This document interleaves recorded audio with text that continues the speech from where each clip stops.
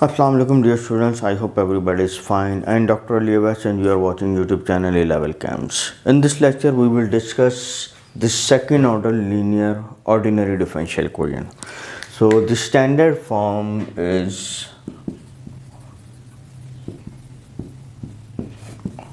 y double prime p of x q of x is r of x. The coefficient of y double prime is 1 and it take the standard form like this, is called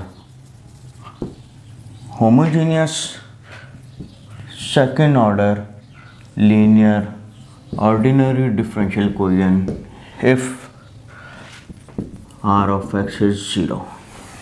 Otherwise it is called non-homogeneous ordinary differential equation of second order. So dear student, here are different types. We study here one of its type. So we can consider here the second order linear ordinary differential equation with constant coefficient. अगर आप यहाँ पे देखें तो p of x, q of x जो हैं ये coefficients हैं y प्राइम के और y के, लेकिन फंक्शन ऑफ x तो, लेकिन अगर मैं यहाँ पे कह दूँ कि ये मेरे पास कांस्टेंट कोफिशेंट हैं तो आप इसको लिख सकते हैं y double prime plus a y prime b y is 0. मैं होमोजीनियस का केस कंसिडर कर रहा हूँ, नॉन होमोजीनियस का केस हम नेक्स्ट लेक्चर में देखते हैं. तो कंसिडर कीजिए a y prime b y is 0, so you can write it as y prime is b by a y, and from here we can write dy 1 by y. Let's say this is lambda x, lambda dx. So dear student, it is nothing but natural log y is lambda x, and you can write from here y equal to e lambda x. तो different आप ये देखिए कि हमारे पास second order की differential equation है और हमने फर्स्ट ऑर्डर को कंसिडर किया और यहाँ से y की वैल्यू लैम्डा x आ रही है. ये हमें दरअसल एक आइडिया देता है कि हम अपने जो गिवन डिफरेंशियल इक्वेशन है उसका सोल्यूशन किस तरह फाइंड आउट करें. तो हम क्या करते हैं कि इस कर्व को इसके अंदर सब्स्टिट्यूट करते हैं और फिर सोल्यूशन की तरफ मूव करते हैं. तो स्टूडेंट देखिए यहाँ से y prime is lambda time and y double prime is lambda square. Substitute in 1 but you will gate lambda square a lambda b times, everybody knows e raised to power lambda is not 0, it means lambda square is 0. So dear student, ये second order की algebraic equation है. तो जब हम इसको solve करते हैं quadratic equation है, तो जब हम इसे सॉल्व करते हैं आपके पास लैम्डा की डिफरेंट पॉसिबिलिटीज़ आ रही हैं. तो वही कि आप यहाँ पर लैम्डा के रूट्स कैलकुलेट करने के लिए हम इसके रूट्स का आइडिया लेते हैं.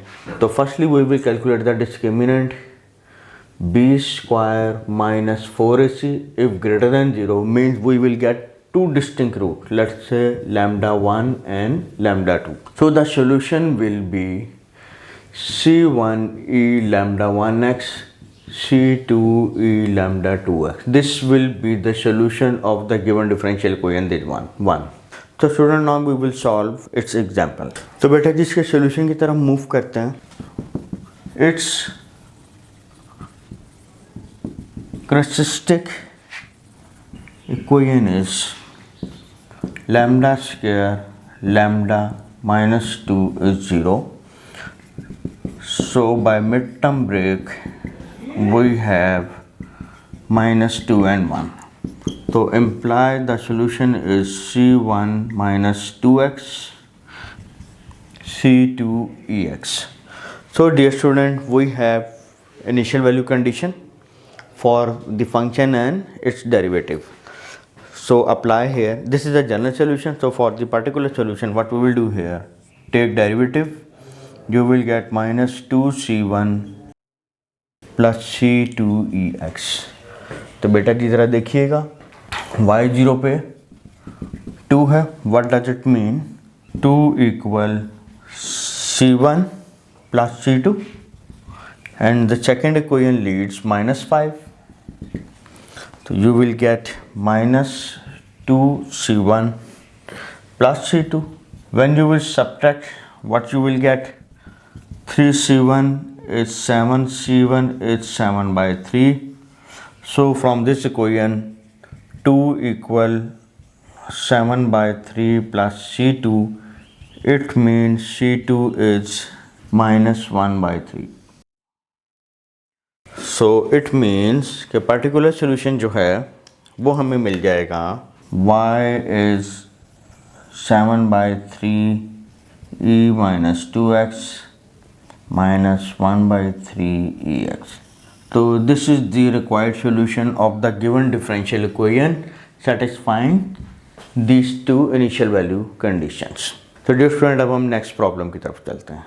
तो स्टूडेंट जैसा कि हमने कैरेक्टरिस्टिक इक्वेशन देखा था, जो जनरल कैरेक्टरिस्टिक इक्वेशन थी which is lambda square a lambda plus b equal to 0, तो द पॉसिबल है कि इसका जो डिस्क्रिमिनेंट है वो 0 के इक्वल आ जाए। तो देन जो आपके पास रूट्स हैं वो आ जाएंगे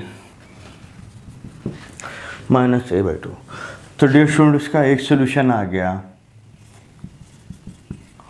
क्योंकि हमें मालूम है कि जो सोल्यूशन है डिफरेंशियल इक्वेशन के it must be linearly independent, otherwise जो दूसरा सोल्यूशन है वो पहले ही सोल्यूशन से आप ऑब्टेन कर सकते हैं। तो इसका जो दूसरा सोल्यूशन हम कैलकुलेट करते हैं वो हम करते हैं x time e minus a/2x।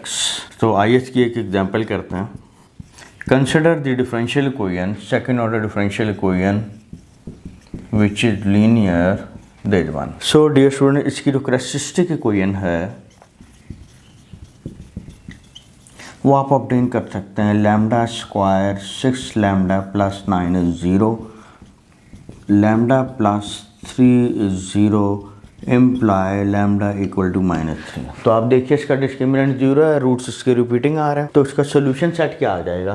Means के जो उसका सोल्यूशन कर्व है जो डिफरेंशियल इक्वेशन को सेटिस्फाई करता है वो आप लिख सकते हैं C1 e minus 3x plus C2x time e minus 3x. So in another words you can write it as e minus 3x. If the initial value conditions are given to us, so we can find the value of C1 and C2, तो वो particular solution हो जाएगा। That will be the general solution curve of the given differential equation 1। ये differential equation 1। तो student अब हम move करते हैं इसके इमेजिनरी रूट्स की तरफ। तो student now we discuss the case in which roots are imaginary. So the from the characteristic equation of the given differential equation consider its determinant is less than 0, then we have some imaginary roots. तो बेटा जी आप consider कीजिए कि lambda की value आ जाएगी -2 plus minus iota omega, क्योंकि जब आप इसमें क्वाड्रेटिक फार्मूला लगाएंगे तो you will get -a plus minus b square minus 4 इसकी स्क्वायर रूट ओवर 2 है, तो उसको सिंप्लीफाई करें you will get this one. तो इसका मतलब ये हुआ कि we have solution of the form e minus a/2x into a cos omega and b sin omega. तो जो आपके पास इमेजिनरी पार्ट आ रहा है वो यहाँ पर ओमेगा x वो इधर एंगल में आ जाता है और एंगल का मल्टीपल बनता है, और जो रियल पार्ट है वो e⁻⁴ में। तो डियर स्टूडेंट आइए इसकी एक एग्जांपल सॉल्व करते हैं। फॉर एग्जांपल हमारे पास सेकंड ऑर्डर की डिफरेंशियल इक्वेशन है, तो इसकी जो कैरेक्टरिस्टिक इक्वेशन आएगी लैम्डा स्क्वायर 0.4 लैम्डा प्लस 9.04 0। तो यहाँ से आपके पास लैम्डा के रूट्स आएंगे -0.2 प्लस -3 आयोटा। ठीक है, आप इसको कैलकुलेट करें तो you will get these two root. तो डिफरेंट आपके पास जो सोल्यूशन आता है, solution will be of the form e⁻⁴ real part and a time cos 3x and b time sin 3x. This is general solution. So we are given the initial value problem with the conditions. Consider here y 0 पे 0 and y prime 0 पे is 3। तो dear student, इस condition को use करते हुए हम a और b को कैलकुलेट करते हैं। तो इसका डेरिवेटिव लीजिए, माइनस 0.2x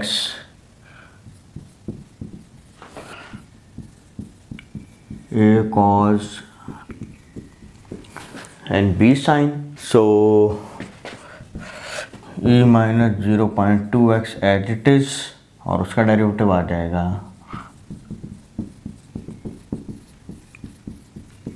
तो डियर स्टूडेंट, अब हम इनिशियल वैल्यू कंडीशन अप्लाई करते हैं। y 0 पर 0 imply 0 equal this is 1 and you have a। तो a की वैल्यू क्या आ गई? 0, क्योंकि साइन 0 पे 0 होता है, खाली a आपके पास बच जाएगा। एंड सिमिलरली आप इसका डेरिवेटिव के अंदर 0 पुट करिए विच इज़ इक्वल टू 3। तो 0 पुट करेंगे तो you have minus 0.2 times this 1। 0 किया तो यू हैव a और दिस इज़ 1। डियर स्टूडेंट, ये 0 आ गया और ये 3 भी आ गया, तो इट मीन्स के दिस इज़ 0, तो b इज़ 1, b की वैल्यू 1 आ गई। तो हम जो है यहाँ पे पर्टिकुलर सोल्यूशन फाइंड आउट कर सकते हैं। a की वैल्यू 0 है तो इट विल बी 0, और b की वैल्यू 1 है तो you have e minus 0.2x sin 3x and this is your answer. So this one question is quite easy, you can do with your practice. So it is a well known sentence, to learn mathematics it is better to do mathematics. तो जैसे जैसे आप practice करते जाएंगे you will get so many direct step and idea that how can I approach to my solution directly or more fastly. तो अपना ख्याल रखिए, इंशाल्लाह नेक्स्ट लेक्चर में मुलाकात होती है। अल्लाह हाफ़िज़।